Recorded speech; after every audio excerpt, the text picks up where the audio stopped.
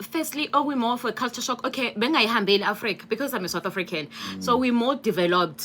So mabubuka ema TV ubona ukuthi yo ayabona la. So ngijwayele uhambela amanye amazwe, but then ngaqala ngathi yazini ake ngihambe ngibone Africa ukuthi kukanjani. Hayi nangempela ke ngihambe ngelanga. I think one of the things that actually made me ibe culture shock was the first ukuthi thina ama South African thina bantu bale South Africa imbuzi siyayihlonipha kakhulu ukuthi yabona imbuzi sitshela inkinga zethu thina ukuthi yabo ayihambi yokwenza 1 and 2 and 3 siyacela kuyona.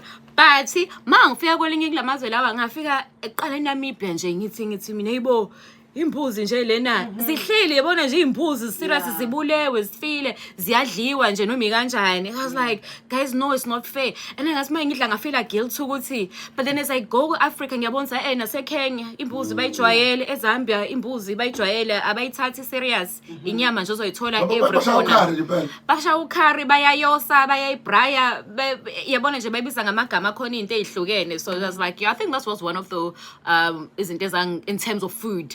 Obviously ngeke ukudla kwase Africa ke banendlela abapheka ngakhona kakhulu. Asaqedwe indawo sisazobuya ngibona iplate lokudla okuphepheile ngenzela ulive live on Facebook Ukhozi FM uthi yini ke lena nali plate lami seniliphakile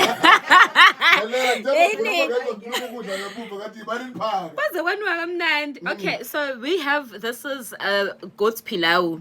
Wena ngayifakanga inyama lana. Okay, so mina ngithanda inyama kakhulu, so each and everything engiyipheka ngikhiza ngifuna inyama. So this is goat pilau. This is a Tanzanian dish. This is very huge in Tanzania, like, and it's actually nice. But there's one thing also oh Nkosi yami, sorry okay uthi lokhu kudla okwase